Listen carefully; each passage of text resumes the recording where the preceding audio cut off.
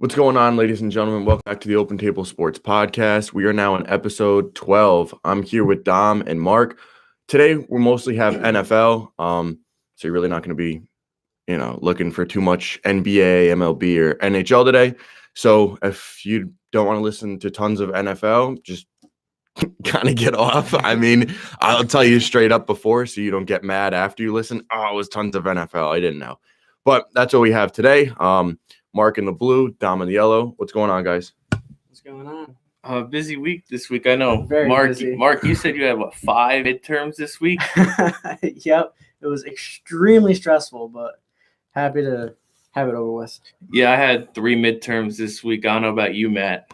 I don't even know. I don't even know how many I had. I just go in and I do what's in front of me. So, I mean, my birthday was on Wednesday, so I didn't go to school on Wednesday. Hey, join the 19 club. Yeah, the 19 club. So off the bat, we'd like to thank some people as always: University of Bridgeport, Fightful.com, Boost Oxygen, SeatGiant.com, and Jeep Guys Online. Those are our sponsors and partners. We're going to get right into it today with the Steelers. Wide receiver Antonio Brown was reported to be traded to the Bills, but reports were false. I know, Dom, you heard something about a deal being done Wednesday, but it fell through. Yeah, Wednesday seemed to be the time where I know Adam Schefter reported it. They said they had been close potentially on Wednesday, but no one really reported it until last night. And then last night, everyone was making the sure thing that Brown was going to the Bills. And then Brown commented on the NFL's post on Instagram saying fake news. Then people were going 50-50. They were like, oh, well, he's just trying to start more stuff. But apparently he was right, and he's not going to the Bills. Bills have no interest anymore. So it's very interesting. His career would have been done if he went to the Bills. That would have been the dumbest thing. I mean, obviously the Steelers want to get rid of him, but I don't know, for the Bills, I don't know. He was complaining about Ben Roethlisberger, and then he wants to go play with Josh Allen. Josh Allen's not that bad, but when you go for – there's obviously a big difference between Big Ben and Josh Allen, especially because they have no supporting cast there at all. So, I mean, I think it's good for Brown that he didn't go to the Bills. I still think the Raiders are the front runners for him. Raiders have those 3 first-round picks. They have the cap space. They need a wide receiver. Everything will just fall in place, in my opinion. So, I don't know. I just think the Raiders make a lot of sense. I mean, 3 first-round picks. I don't know how you don't trade one of them. And, I mean, the Steelers are really looking for a first-round pick for him. So, I mean, there's really no reason that the Raiders shouldn't get him. You know, the Raiders look like the front runners to get AB. Yeah, there's no reason not to get him. It would make no sense, and the Raiders will be heavily criticized if they don't get him. Yeah. Especially after last year, they traded away Cooper and Mack, and they didn't. I mean, they got a bunch of picks back, but I mean, Raiders fans had to suffer through a terrible year last year. So bringing AB to Oakland would definitely help the Raiders possibly try and win back their fan base a little bit. Well, also it'll set up very well when they do move to Vegas, because I've been a firm believer that the Raiders are building to have a great team launch year in Vegas. They don't want to struggle once they relocate. They want to bring Vegas, and they want to go to the playoffs that first season. Mm-hmm. And having one of the top wideouts in the NFL will definitely help that for sure. They have a lot of holes they need to fill for the Raiders. I think going to Vegas is going to help them because it's going to bring in a lot more revenue. You know, with people going to the games, people buying merchandise, this and that. I think it's going to be very good for them. I think it's going to be kind of weird seeing a team in Vegas, kind of like the Golden Knights. The Golden Knights surprised everyone. Yeah, well, I don't think the Raiders are. I don't think the Raiders are going to be like the Golden Knights and go to the finals the first year. It's a whole different thing because it's not an expansion team. Yeah. So they're not getting but that's still pretty players in the league. That's still pretty tough though. Yeah. Your first year, you know what I mean? Even though it's an expansion team, it's still like a new team in a new city type of thing. It's not really a new team. It's just you know what I mean? It's the same team, but it's going to be a different look because there's not going to be a lot of the same people. on the team because they're cutting people. They're not re-signing people. So it's going to be a different Raiders team by the time they get to Las Vegas. Because they're playing in Oakland for this year, potentially 2020. And then I'm assuming that's when the change is going to happen. I think so, yeah. So, I don't know. This stuff falling apart would have been even worse for Antonio Brown. I still think the Raiders, we're going to talk a little bit more later on where we think AB is going to go or if he's staying as a Steeler. If he's – there's no way he's staying a Steeler. If he does, that'll be probably one of the most shocking things in sports. Not with the things that he said about Ben and ownership. There's no way that – literally everything. I'm surprised Juju Smith-Schuster hasn't said anything to him or about him. I mean, I'm sure, he seems like that guy that would, but I think he's trying to not continue that habit because he knows he's about to be the number one receiver on the Steelers. Yeah, and then you got James Washington as well, and then they might be signing Golden Tate, who knows. But they're definitely going to be in the market for a wide receiver, maybe even a tight end. Yeah. Who knows?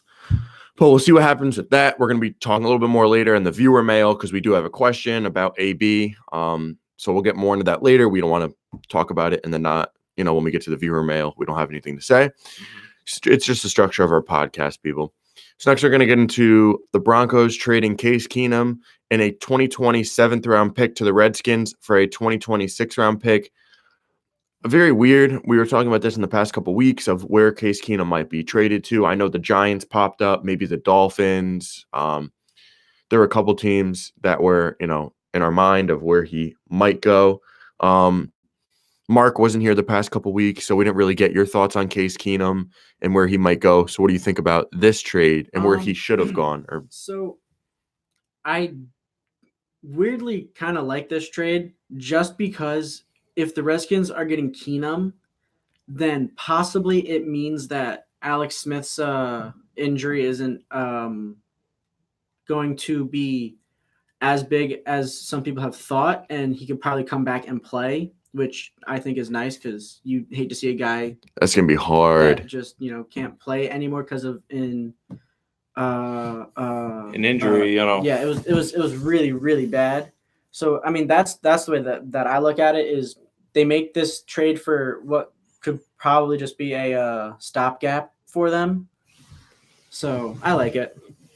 I don't know. I still think they draft a quarterback. I don't know. It's going to be tough for Alex Smith to come back. Even if he does come back, who knows if he's still going to be the same. That injury is not that's not just a regular injury. That's tough. I mean, I'm just glad that it kind of gives a little bit of hope that he will be able to come back, Yeah. So I mean, I think they're just holding over until I don't know. I just don't think Alex Smith is.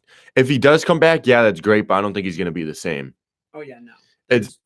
And he's going to be in his mid-30s by the time he would even be able to come back. Yeah. So Dom, I know, you guys are Giants fans. He's going to the Redskins. Are you afraid of Case Keenum? Not one bit. No, Case Keenum is not a quarterback to be afraid of. I still think the Redskins are going to finish 4th in the division. Case Keenum will hold him over for a year. Yeah. But other than that, there's really nothing Case Keenum's going to bring to the table that really will frighten me. I think he's going to be the 4th best starter in the division. Probably. Can't say 5th anymore because Foles is there. Yeah, and he doesn't necessarily have the weapons to throw to really scare anybody. Yeah. His top target is probably going to be Jordan Reed, but Reed's going to have to stay healthy. And honestly, Case Keenum might not even be a lock for the starting position. True. Because I think Gruden said he's high on Colt McCoy. The Redskins have always liked him for as long as I can even think. I don't know how, but I mean, he wasn't doing awful before he got injured, but he wasn't doing fantastic. But I mean, he's a backup quarterback. Yeah. What are you going to expect? So I think if he goes through training camp and the preseason with number 1 reps, I think he might be able to do something throughout the season. Possibly. Obviously, again, not enough to boost the Redskins to we go into the playoffs or anything or make it any hay, but enough to hold them over. so they're not, going 0-16. Mm-hmm. I think it's interesting. The Broncos, they have Flacco. I don't know. I think it's gonna be interesting to see what happens with both of these teams. They could both end up finishing last in their divisions. So I mean, I don't think the Broncos are going to end up last because they have the Raiders and the AFC West. Well, it depends what the Raiders do this offseason. I mean, right now the Raiders are my pick, but if the Broncos don't re-sign people and they just keep letting people walk, I don't know. It's going to be tough to see them do better. I mean, they lost. Who knows if Emmanuel Sanders is going to come back the same way. Demaryius Thomas, who knows if he's going to come back to the team. So, I mean, there aren't many weapons left on that offense. I mean, who do you have? Phillip Lindsay? I mean, Flacco? I mean, Flacco can't do that much. Joe Flacco is going to have a career year. I'm calling it right here. I don't know. Well, they're either going to be third or his career. Interesting. Okay. Yeah. I don't know. I think the fact that he didn't get put into that playoff game is going to they still would have tick lost. him off. It's going to tick him off that he didn't get put in, and he could have led that team back to the promised land. He could have beaten the Chargers. The Chargers didn't play that great. Guy said Cortland Sutton. Yeah, Cortland Sutton's a pretty good rookie wide receiver. I like him. He was a good rookie last year. I think this year it's going to be a little bit more tough on the offense. They had so many injuries coming back. So, I mean, starting tight end got injured. Aren't their top two offensive linemen free agents too? Yeah, Matt Paradis, and then they have another Jared Valdir, I think. Yeah, he's one as well. So they're losing offensive line. They're losing wide receivers. It just that offense can be really weird to see next year. That defense is going to be kind of intact. I guess you could say they released Darian Stewart. Yeah, I mean, they'd at worst, I'd say probably be middle of the pack. I mean, you have Von Miller and Bradley Chubb. That's as lethal of a pass. Yeah, and then they're letting one of their other D tackles go. I don't know. It's going to be interesting to see what happens. And then they let Brandon Marshall. He's gone as well. Mm-hmm. So, I mean, they're losing a lot of players on their team. It's just a matter of who they re-sign and who they pick up. True. Also, who they draft. I think they have the 8th pick or 10th pick or something like that. But, yeah, it'll be interesting to see what goes on with the Broncos. Obviously, they were a powerhouse a couple of years ago, going to the Super Bowl for a couple of years, winning a couple of them. But, I don't know. It'll be interesting to see. It's been different, the past couple of years without Peyton Manning, without, all the playmakers they used to have on defense. Losing Talib. So that'll be pretty interesting to see. Next, we're going to get into another trade that happened. The Giants traded outside linebacker, basically a defensive end, Olivier Vernon, and the 132nd pick in the this year's draft to the Browns for guard Kevin Zeitler and the 155th pick of this year's draft. I'm going to give you guys the floor on this one because you guys are Giants fans. You released a player with a lot of cap. A big cap hit in this year's offseason. You pick up a very good guard, and he's joining a pretty bad offensive line. He'll probably be that right tackle for you guys. Now you have a pretty solid left tackle, left guard, right guard. Now you only have to address basically right tackle. Chad Wheeler's there, but he's not that bad. Also, you have the center who got injured. But John Jalapeno, I think he's him. Really good. Yeah. I mean, we didn't get to see too much. He broke his ankle week 2. Yeah. So, I mean, I think you guys are going to be pretty good. I think you're going to draft a right tackle, maybe with that second-round pick. That second-round pick isn't gone. Yeah, if the second-round pick isn't gone. But I'm going to let you guys go away with this one because I'm sure you guys have thoughts on this trade. I completely like this trade. I mean, as good as Vernon is, he's had issues staying healthy the past couple of years, So his cap hit for the amount of time that he's been on the field, I didn't think was worth it. Mm-hmm. I didn't want the Giants to just cut him. So I kind of figured that, I don't know, maybe they would talk about a pay cut, potentially. But I mean, trading him for a right guard, which the right side of our line has been terrible for years. Yeah. So the fact that we have a competent offensive lineman on that side of the line makes me really, really happy. And it's the best that I felt about our offensive line in years. Well, yeah, I think that's a direct impact on Eli Manning's play. Eli Manning over the past few years, no matter how much he could say or, what he says, he definitely had doubts in his offensive line, and it makes you play different. If you can't trust your offensive line, you're going to either force throws, you're going to release it before you need to, or you're just going to fall down and not take the hits like he does. So if you have confidence in your line, then you'll step up in the pocket. You'll stay in the pocket. You'll do everything you can to wait for your receivers to get open. If not, then why take the big blow blindside and risk injury because your offensive line can't, help you out?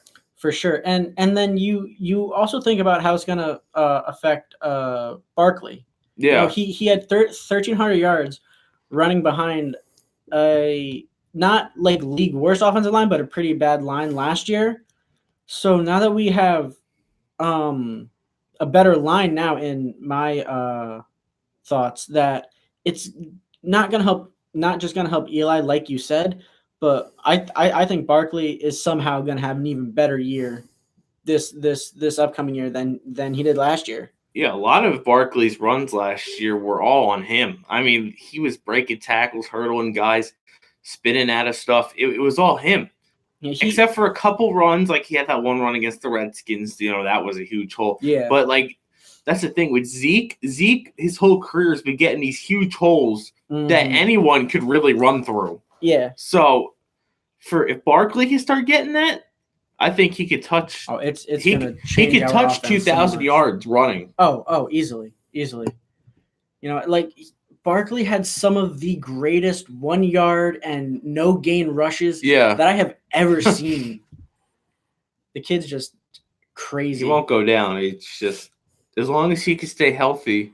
I mean, the Giants. You really can't count the Giants out for the division this year. I really don't.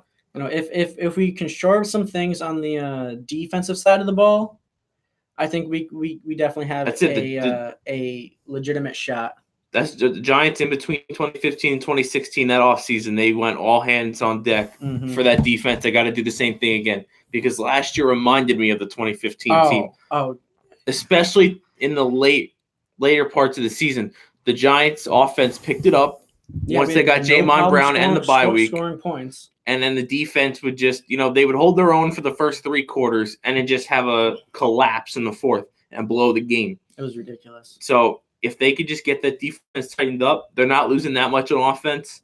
They're going to pick up on offense, I think. I mean, the line's only going to get better. It can't get worse. Exactly. So I think the offense can consistently put points up on the board. Now it's all about the defense. And the worst part about the defense, it wasn't even a worst part. There was no pass rush. There was no, help in the secondary. Once Landon Collins got injured, there was no help at safety. No. It was just pathetic. And really receivers were getting open. Tackles weren't being made. It was a disgusting performance. It was really hard to watch for a franchise that, when you think of the Giants, you think of defense. Oh, exactly. So I think it's a pretty even trade for both teams. Giants helped their shitty offensive line, and then Browns don't have that bad of a defensive line, but now it's even better.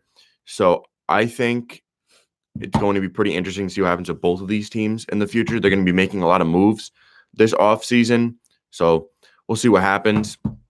So top 2019 NFL free agents we're going to get into right now because obviously all of these moves revolve around free agency and the draft. We talked about the draft last week if you want to go back and watch that podcast, episode 11. But right now, we're going to talk about top 2019 NFL free agents. The free agency class was not good going in.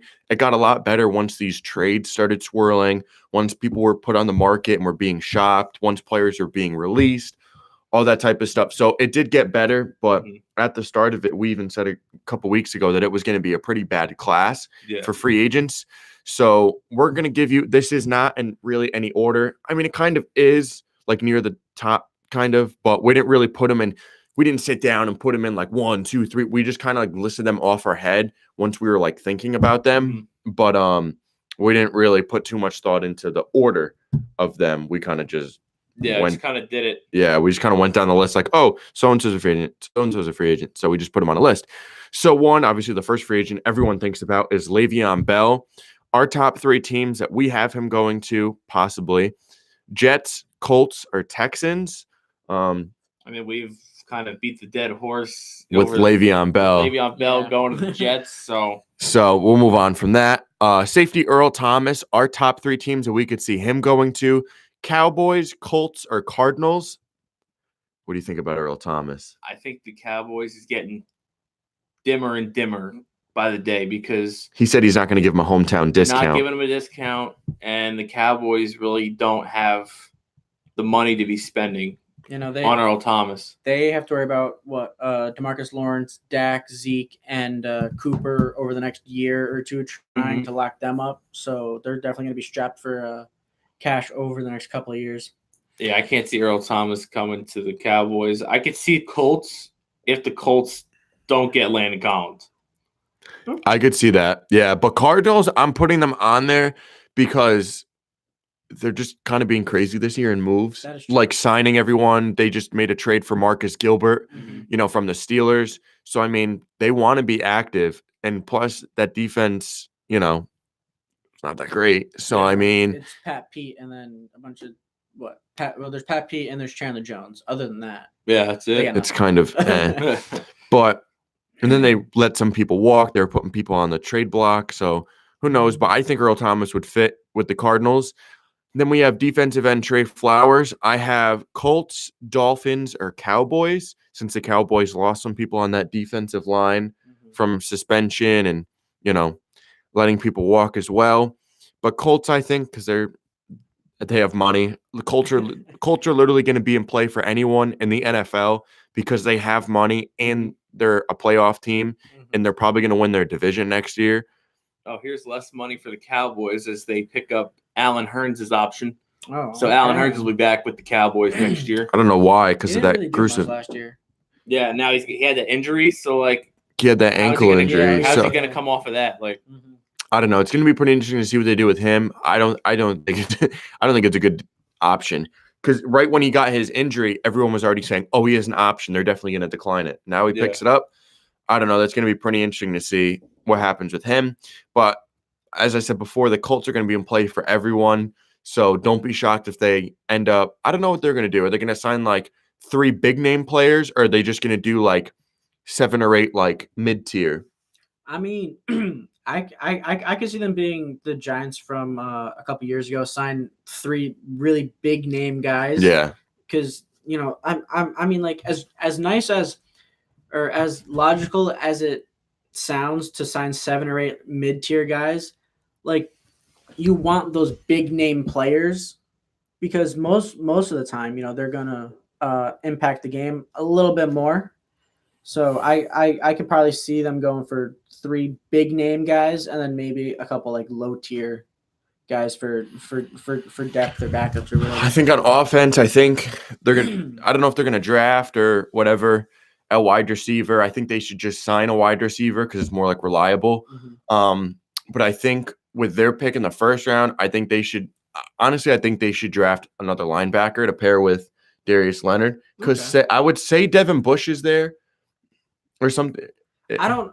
Well, that'd be kind of Bush maybe. But I don't know. I think they draft a defensive line. I think their pick is going to be edge or D tackle for their pick. But draft is all about who's there and if you want to trade your pick. Anything can happen in the NFL draft. We've seen that in the past couple of years.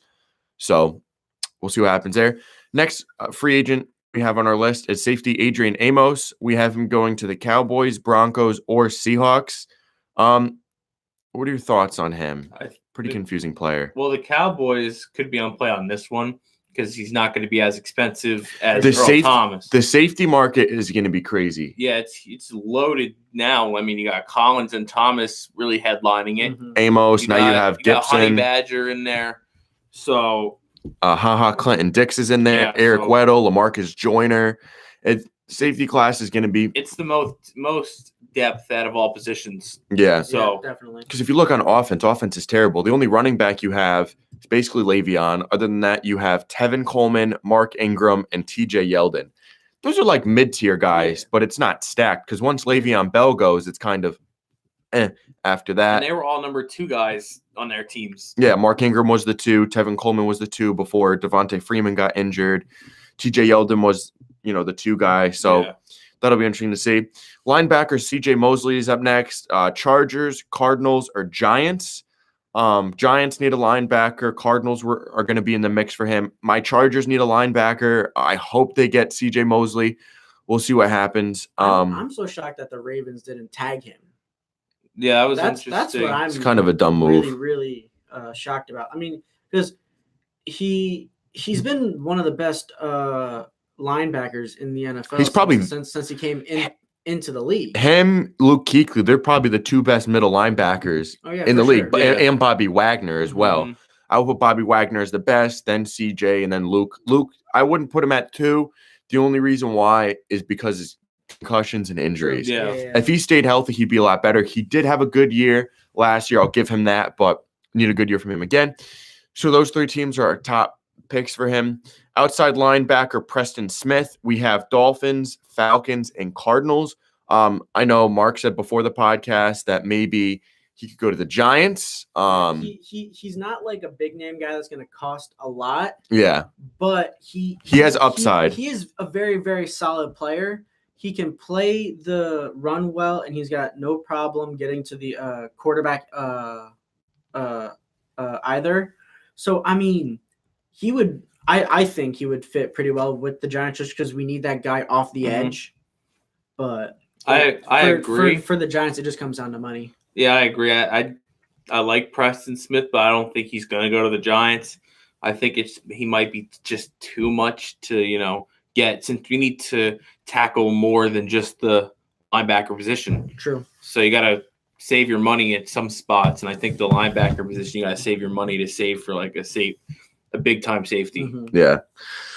So next on our list is center Matt Paradis. We have him going to the Broncos, Vikings, or Bills. All those teams needing a center. He could possibly return to the Broncos. That would be a pretty good move for them. Vikings needing a center because they declined John, what's his first name? John Sullivan's option for 2019. Bills needing a center as well. So I think he's probably one of the best offensive linemen in this year's free agency class, but that'll be interesting to see. Usually the offensive linemen move pretty quick because that's usually the first thing teams want to really vamp up. Really hard to come by a good offensive lineman. Especially a center. Yeah. Next is inside linebacker Jordan Hicks. Chargers, Colts, or Cardinals are at the top of that list. Next is cornerback Pierre Desir going back to the Colts. And then we have the Broncos and Giants as well. Broncos looking for a cornerback. Also the Giants looking for a cornerback. Quarterback Nick Foles. We have Jaguars, Cardinals, or Cardinals. Or Jaguars, Giants, or Cardinals. Sorry. I'm getting confused here. We got all these team names right in front of me. Look at all these team names. Yeah. It's like confusing. But right now, the Jaguars are expected to sign him. They just released a bunch of players. We'll get into that later. Defensive tackle Ndamukong Suh, Chargers, Jets, or Colts. Would be pretty interesting there. Cornerback Bryce Callahan. We have him going to the Broncos, 49ers, or Bears. Back to the Bears probably. Guard Roger Saffold. We have Giants, Rams, or Vikings. I don't think he's going to the Giants anymore. Yeah. Yeah, with the trade now, that probably lowers the Giants' interest. So I think the Rams would be a good fit. Rams go back to the Rams there. Maybe the Chargers. We need a guard. We don't really need it, but it'd be a nice upgrade. Tight end Jared Cook going back to the Raiders, the Saints, or the Bills. Those seem like pretty viable options. Cornerback Steven Nelson going to the Browns, Steelers, or Chiefs. Those are, pretty good picks right there.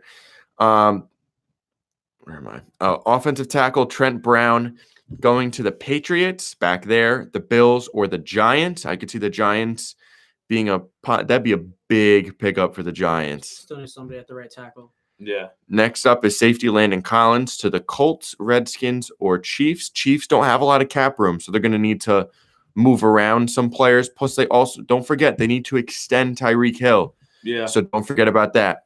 Wide receiver Golden Tate going to the Patriots, Steelers, or Browns. I'd like him to go to the Browns. That'd be pretty nice. Browns would be kind of interesting just because when you think of Tate, you think of a slot guy, right? Yeah. And the Browns obviously have Jarvis Landry, who's like a slot guy. Yeah. So it would be interesting to have 2 slot guys. But they've been putting Landry out wide a lot because he's their number 1 receiver. So they've mainly been putting him on the left out wide. It's like in 20. Antonio Callaway has been in the slot for them a lot. It's like in 2016 when the Giants had Cruz and Shepard. That's 2 slot guys. You know, you got to try and balance the outside and the inside. And they both played a lot better when they were on the inside. You know, pushing a slot guy to the outside doesn't always work out. Yeah. Next, running back Mark Ingram. We have him going to the Jets, Buccaneers, or Ravens. Cornerback Ronald Darby. We have him going to the Broncos, Bills, or Chiefs. Defensive end Ezekiel Ansah going to the Patriots, Colts, or Giants. Wide receiver Tyrell Williams going to the Browns, Titans, or Colts. I think Colts will be a good move. That'll be their free agent signing at wide receiver, I believe. Linebacker Anthony Barr to the Chargers, Giants, or Saints. I've also heard that the Jets are pretty high on Barr too. Yeah. Defensive end Dante Fowler going to the Saints, Giants, or Cardinals. Safety Clinton Dix to the Colts, Giants, or Cowboys. Safety Eric Weddle to the Cowboys, Saints, or back to the Chargers. Safety Lamarcus. I like that. I'd like that too. I'd like to see that. Safety Lamarcus Joyner to the Texans, Jets, or Cowboys. Another center Mitch Morse going to the Vikings, Jaguars, or Ravens. Linebacker KJ Wright going to the Chargers, Buccaneers, and Giants. And then lastly, we have running back Tevin Coleman to the Jaguars, Bills, or Panthers. That is not really our top 30, but it's just some of them we thought to give you 3 teams each. Ladies and gentlemen, that's just speculation. That is not who they are going to go to. You know, don't comment, oh, they're not going to go there. That's just our thoughts of who they might go to. So next, we're going to get into the updated NHL playoff outlook. I'm going to pass this one over to Dom. He's going to let us know who's in the hunt, who's basically clinched, and anything else within the NHL playoffs. All right, we'll save the best for last. Let's go to the who's in the hunt. Let's go to the cruddy West. So the West, we got a tight battle. Anyone is still realistically in it, except for Anaheim and the Kings. I'm sorry, Matt. I'd rather have us not make it and still be at the bottom. Yeah, I think you guys are battling Ottawa for that first, the top lottery pick. So, yeah, hopefully we get a good pick. We need a score like hell because we can't score for anything. So, the West is going to come down to a few teams in the bottom. You have Dallas and Minnesota sitting in the wild card spots right now. Then you have Arizona, who's 3 points out. And, based off of last year when they were the worst team in hockey, I think is a good step up for them. They're doing really good this year. I don't know how. Yeah, they're only game and a half out of the playoffs. Then you have Colorado. They're 2 games out. They've been up and down this season. I think if they could just catch that hot streak towards the end of the season, they could. I just picked up Soderberg on the waiver wire. And how you? I'm still undefeated. Yeah, I'm gonna go. Yeah, I'm gonna go undefeated this season. I'm killing this guy by 25. Just don't blow it in the playoffs. I don't think I'm gonna blow it in the playoffs. All these guys have clown teams, so I think the first round I'm gonna be fine. I think the second round is gonna be a little bit tough because I don't know. It's gonna be pretty interesting to see. So we'll move on to Edmonton. They haven't been as good since they traded Cam Talbot. I can't see them sneaking in. They're 4 games out. Chicago has just dropped off the face of the earth since they had that huge 10 out of 12 games won and got themselves into a playoff spot. And now they've completely fallen off the face of the earth. They're now 9 points out, 4.5 games out. I can't see them making the playoffs anymore. And Vancouver's with them. Vancouver hasn't shown me anything to make the playoffs. I don't see it. And then, at the top of the West, it's Calgary. No one saw Calgary coming out as the top team in the West. Yeah, I have no idea. And their goal situation is kind of crazy. Yeah. Mike Smith and Redick, I don't know. They're a couple of clowns. You ever see the video on them? Them doing just stupid shit? Oh, my God. They're nuts. I don't know how. I didn't even see the Flames coming. They have I think they have 5 scores above 20 goals. Yeah. No, they've been crazy on the attack, and that's what's helped them. Yeah. You got San Jose 1 point behind them. I don't like the Sharks.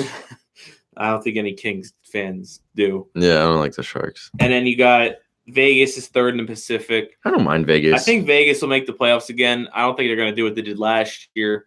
I think they'll lose in the first or second round. I don't know. I'd watch out for them. I think they might make another run for the Stanley.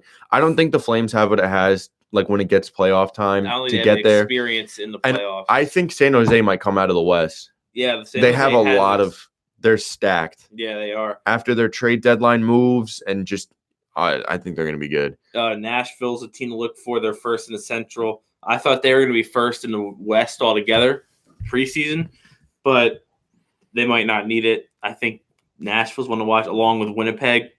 Winnipeg is going to be tough. I don't think Winnipeg. I don't know. I think if anything, if I had to pick between Nashville and St. Louis, I'd have to pick Nashville. Yeah. They have a pretty good team. I don't know. Probably the Blues, their defense is like pretty good.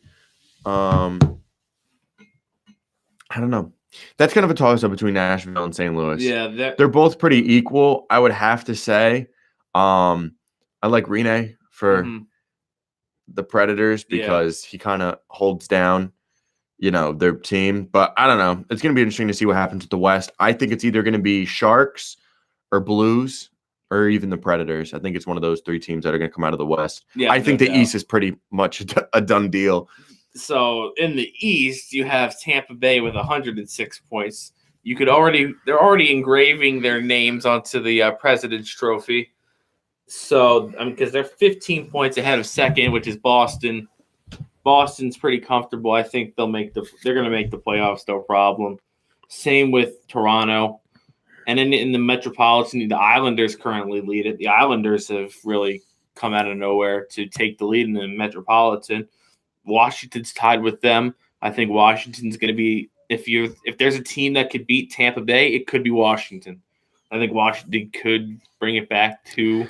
And the Lightning, they play Washington 3 more times. So that'll be a good indication to see what we might see in a potential Eastern Conference Finals. Yeah, Lightning have some hard games left. Toronto, Washington, Arizona, they're no one to be trifled with. Mm-hmm. Washington, Carolina, they've been shocking. Yeah. St. Louis, they still have Boston, Washington again, Montreal, Toronto, and still Boston. So Lightning still have to play a lot of teams. They definitely do. But they've pretty much locked up that top spot. But who knows? They still got to play Boston, Toronto, and Montreal, and they're still right behind them. That top spot is never a good thing, though, when it comes to playoffs. When you get that President's Trophy, it's kind of like a curse. It's kind of like that Madden curse, that Madden cover curse. Yeah, we were talking about that last week. Yeah, and it's brutal, and teams just seem to not be able to finish it off. They get there, and then in second round, they just collapse. They shit the bed. And so, also a team to watch out that could be dangerous in the playoffs, Pittsburgh. Pittsburgh's always dangerous in the playoffs. You get Crosby, in there. I mean, he's an animal in the playoffs. Phil Kessel, Hornquist, Malkin. Malkin, yeah. They're just insane in the playoffs. And if Matt Murray can, step it up. Oh, yeah. He did when they won the cup last time. As Big Daddy says, no one to be trifled with. And your 2 wild card spots currently, Carolina, like you said, coming out of nowhere. I don't know how. Carolina was one of the worst teams, and they're in the playoffs right now. And you have Montreal. Montreal is currently 1 game ahead of Columbus. There's so many teams that come out of nowhere. Columbus, who would have thought them? Who would have thought Carolina doing so good? I don't know. Philadelphia they're 7 out, so they're 3.5 out, 3.5 games out. I don't think they're going to. Philly is iffy, and then the rest of the teams are just bad. The rest of the teams Mark's Buffalo is done. Yeah, no. The Rangers, I don't even want to talk about them. They're done. Devils done. Detroit done, and Ottawa currently the dumpster. Currently at the bottom of the dumpster. Yeah. In the NHL. If I had to pick a team that's not in right now in the East, I think Columbus could slip in ahead of Carolina if they come back to reality. Yeah. So next we're going to get into the NBA playoff outlook. I I don't like talking about it because we all know who's going to win. I mean, it's kind of stupid. If the Warriors, if there's some, as I said last week and the week before, if there's going to be a team that knocks the Warriors out of the playoffs before the finals, it's going to be the Thunder. Maybe Denver, but I only think Thunder and Denver can knock out Golden State, and they're most likely only going to have to face one of them. So, Mark, I'm going to pass this one over to you because I'm sure you have some thoughts on the NBA playoffs. Since you haven't been here the past couple weeks, and Dom and I have been talking about it, so we haven't really gotten your thoughts on it.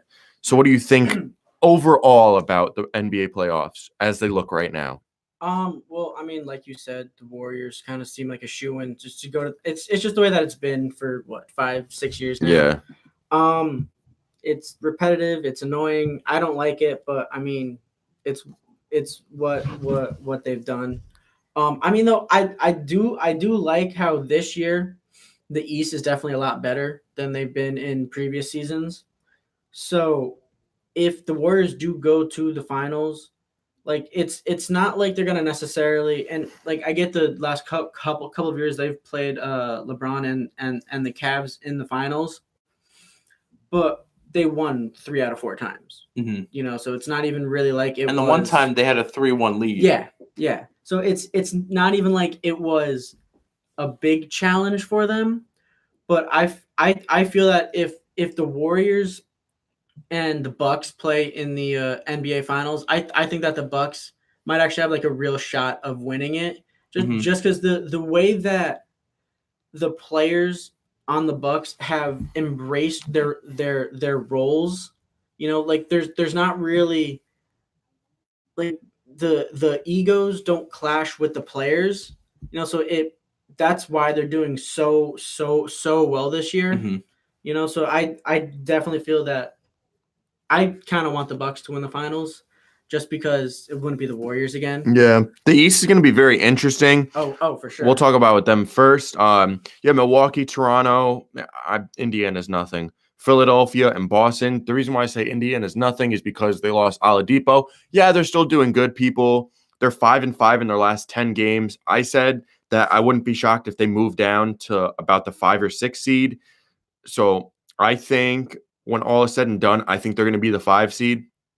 Yeah. So, I mean, the way that Boston has played, they've been a bit dysfunctional, I guess, for lack of a better term, since the All-Star break. Boston has a pretty easy stretch for the rest of March. They got the Lakers.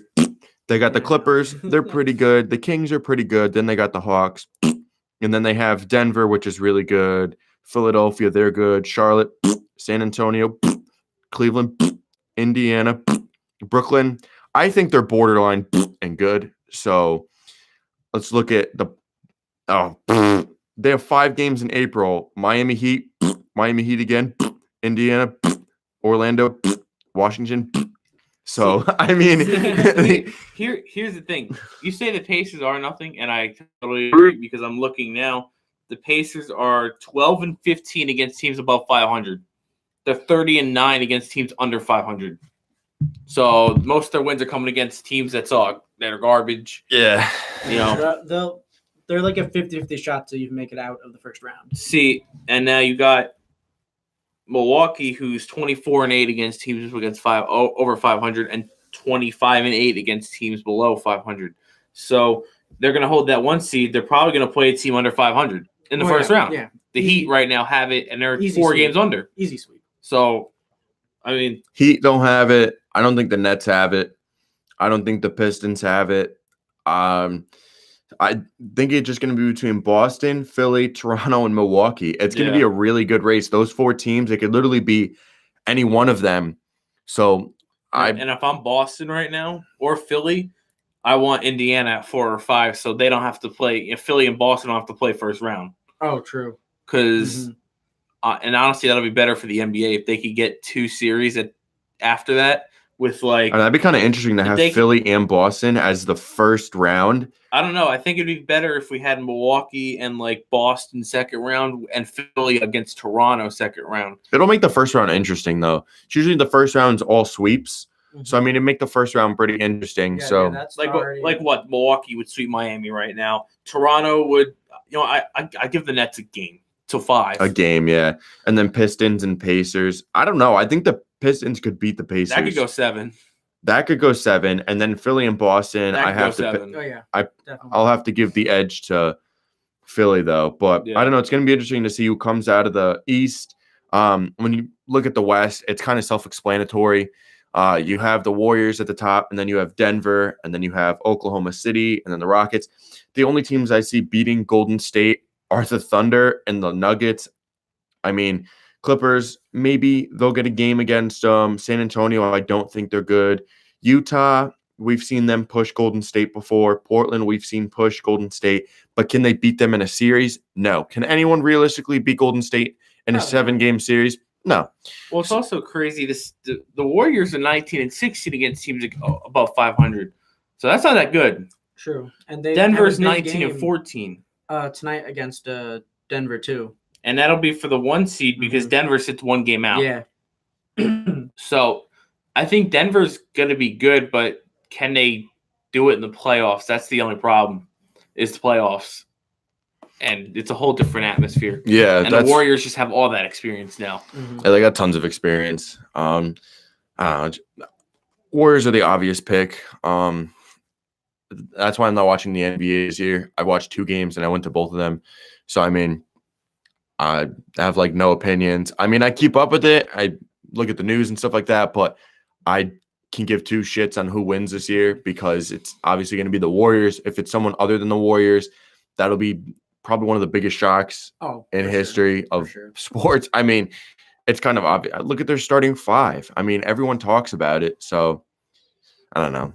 It's just kind of annoying to me that the NBA let them sign DeMarcus Cousins for that amount of money. But next, we're going to get into WWE Fastlane, the updated card for 2019, coming up this Sunday, March 10th. It's going to be in Cleveland, Ohio at the Quicken Loans Arena. So we have WWE Championship match, Daniel Bryan versus Kevin Owens. And then you have Becky Lynch versus Charlotte Flair. If Becky Lynch wins, which we all know she is, it'll be a triple threat match at WrestleMania with Ronda Rousey for the Raw Women's title. Then you have The Shield versus Drew McIntyre, Baron Corbin, and Bobby Lashley. We all know who's winning that one. SmackDown Women's Championship match, Asuka versus Mandy Rose. We all know Asuka's winning that. SmackDown Tag Team Championship match, Usos versus Miz and Shane. We know the Usos are going to win, and then we're looking at a match between Miz and Shane at WrestleMania. Women's Tag Team Championship match, the Boston Hug Connection, Sasha Banks and Bayley versus Nia Jax and Tamina. We all know Boston Hug Connection is going to win, and they're most likely going to face the best friend group of Lita and Trish Stratus because somehow they're best friends now today at WrestleMania. That's the rumored match. And then the Raw Tag Team Championship match, The Revival versus Aleister Black and Ricochet versus Bobby Roode and Chad Gable. Then on the kickoff show, we have Rey Mysterio and Andrade going head-to-head once again. And then just announced earlier today, Xavier Woods and Big E are going to be facing Rusev and Shinsuke Nakamura. So that'll be pretty interesting to see. I think this pay-per-view, it's going to be a lot of obvious winners, but there's also going to be, some toss-ups. I mean, Becky Lynch is going to win. Daniel Bryan's going to win. The Shield's going to win. Asuka's going to retain. Usos are going to retain. Boston Hug Connection are going to retain. Really, the only toss-up is the Raw Tag Team title match. I think Revival could retain. It could be Aleister and Ricochet. They might win. I don't think Bobby and Chad Gable are going to win. So that's just my opinion. But next, we're going to get into the halftime viewer mail. We're going to get right into it. This is from Mike in Roughdale, Pennsylvania. Where do you think AB is going, and is he going to stay a Steeler? As I said before, I think he's going to the Raiders. Obviously not going to stay as a Steeler. Dom, where do you think AB is going to go? Well, it was funny because I was seeing some stuff, they were going to trade him to the Bills because they wanted to be petty and just dump him on a team that sucks and that he would be terrible at. But realistically, the Cardinals did have interest, but I think they kind of backed out. Yeah, they did. And the Raiders they're the obvious choice. Again, like I said earlier, if the Raiders don't get him, then there's something wrong. and they got to fire somebody. Yeah, I think that the Raiders are the only, because the Steelers are still asking for a first-round pick, and I think just because the Raiders have 3 of them, they'd probably be one of, if not the only team in the league that'll be even slightly willing to even give them a first-round pick. And I mean, the Raiders aren't paying anyone too much, so I mean, the cap isn't an issue. No. So that's why, that'll be pretty interesting to see. Next pass this one over to Dom. Anthony from Long Island, New York. Which NASCAR driver in Cup or Xfinity do you think was rushed and had their career ruined? All right, I got some stats. Got some stats here. Number 1, I'm sure you guys have actually heard of her, Danica Patrick. Yeah, I actually have her autograph. Oh, yeah? Yeah, I've met her before. So Danica Patrick, she started her career in IndyCar, actually, from 2005 to 2011. Then she ran 58 Xfinity races. 58 isn't a lot. That's about a season and a half. And she had 1 top 5 and 7 top 10s, no wins. Then she went to Cup, and she literally got rushed up there because GoDaddy wanted her in the Cup Series so they could sponsor her. And she had 191 starts. Can you guess how many wins she had? 0. Yeah, whopping 0. 0 top 5s, 7 top 10s, and 1 pole, and it was the Daytona 500. Literally the one track where you go full throttle. So it's not even the driver. It's the people that build the car.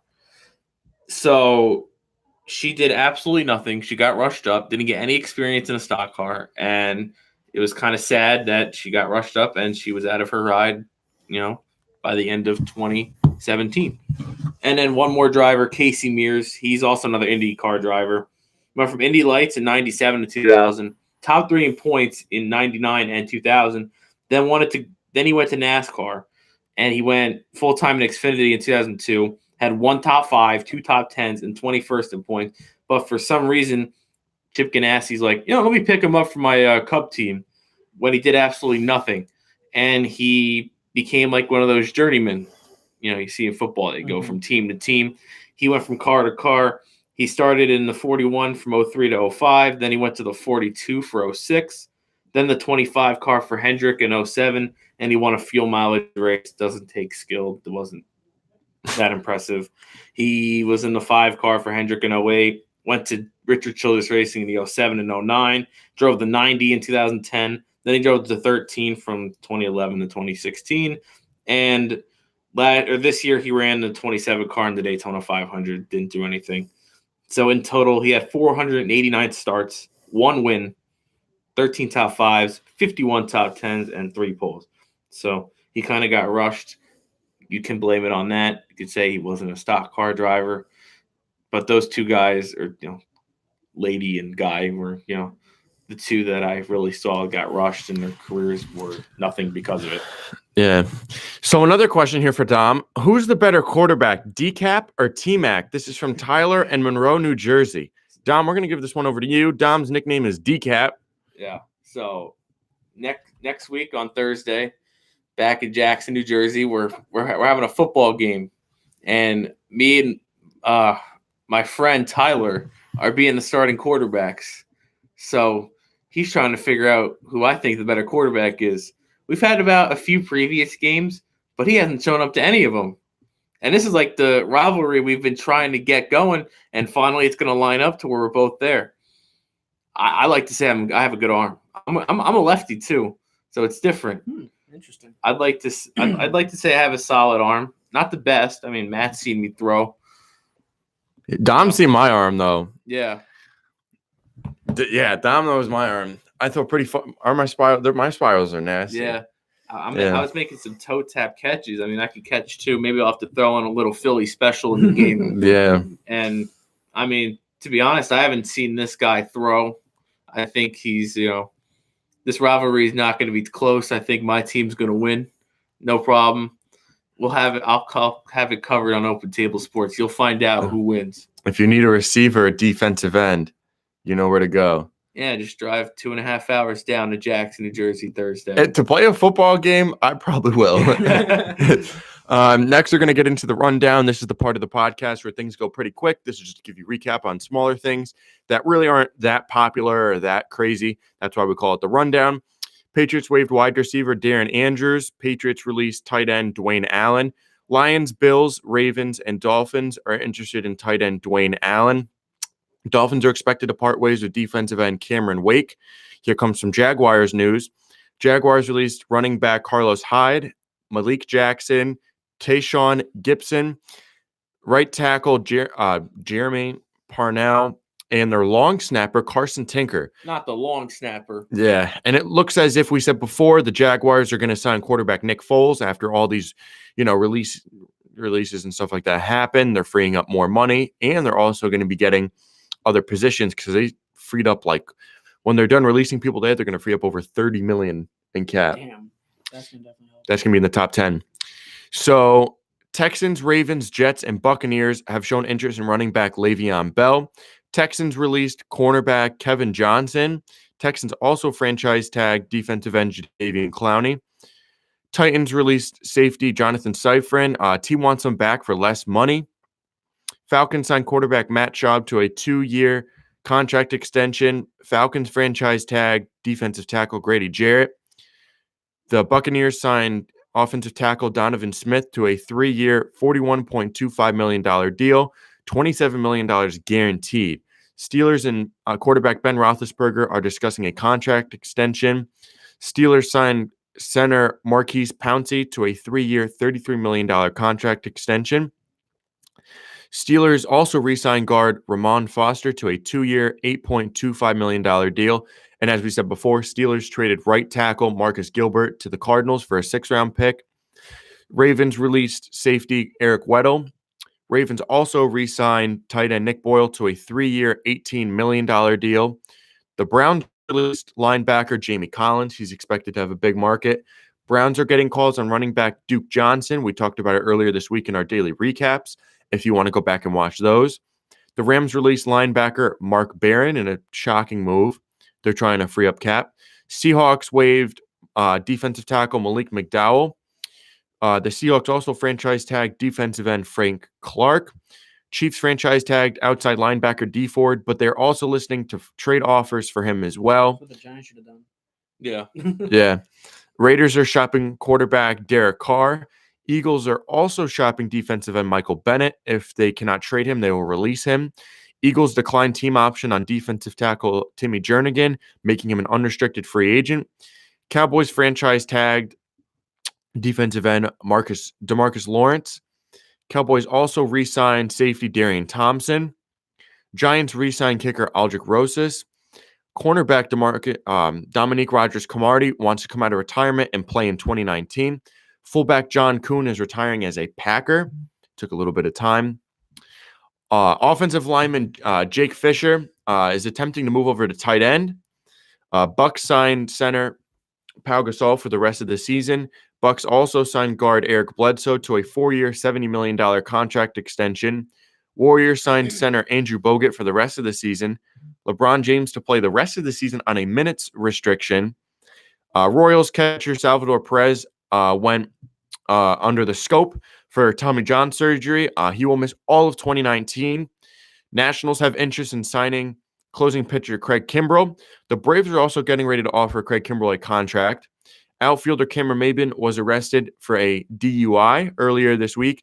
Rangers relieving pitcher Jose Leclerc signed a 4-year, $14.75 million contract extension. Tigers signed right fielder Taylor Motter to a minor league contract.